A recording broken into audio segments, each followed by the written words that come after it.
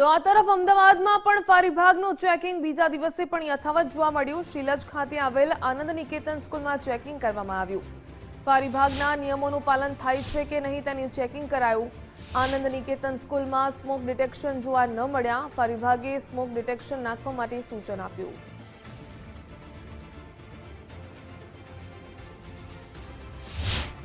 Ahmedabad fire વિભાગ દ્વારા સતત બીજા દિવસે પણ શાળા કોલેજો જે છે તેની અંદર ચેકિંગ કરવામાં આવ્યું છે। તે હાલ શિલજ ખાતે આવેલી આનંદ નિકેતન સ્કૂલની અંદર જે છે એ ફાયર વિભાગ દ્વારા જે છે ચેકિંગ કરવામાં હાલ જે પ્રકારના દ્રશ્યો જોઈ શકાય છે કે શાળાની અંદર આવેલા જેટલા પણ ફાયર સેફ્ટીના જે સાધનો છે તેનું ચેકિંગ કરવામાં આવ્યું છે તે યોગ્ય રીતે કામ કરી રહ્યા છે કે નહીં। સાથે સાથે ઇમરજન્સી ડોર હોય કે પછી અન્ય જે તમામ જે સાધનો છે તેનું પણ ચેકિંગ કરવામાં આવ્યું છે। જે પ્રકારે ઉત્તર પ્રદેશની અંદર ઘટના બની હતી તે ઘટના બાદ જે છે ફાયર વિભાગ જે છે એ એક્શન મોડમાં આવ્યું હતું। ગઈકાલે પણ અમદાવાદના અનેક જે ટ્યુશન ક્લાસીસ છે તેની અંદર ચેકિંગ કર્યું હતું, જ્યાં પણ બેદરકારી સામે આવી હતી। તે લોકોને 7 દિવસની જે છે નોટિસ જે છે પાઠવવામાં આવી હતી।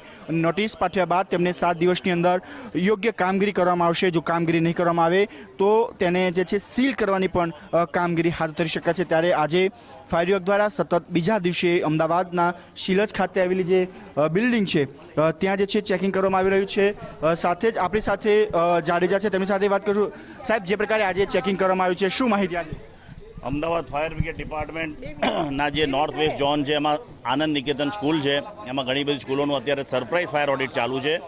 કોઈપણ પ્રકારની એરર આવશે તો ફાયર સેફ્ટી એડવાઇઝરી નોટિસ આપવામાં આવશે।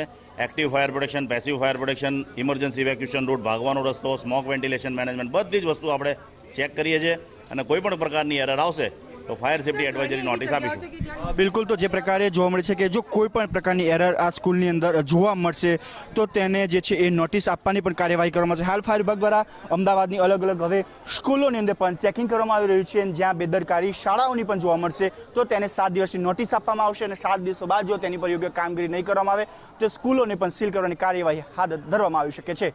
કેમેરામેન વિકી સાથે રાહુલ ત્રિવેદી, ગુજરાત ફર્સ્ટ, અમદાવાદ।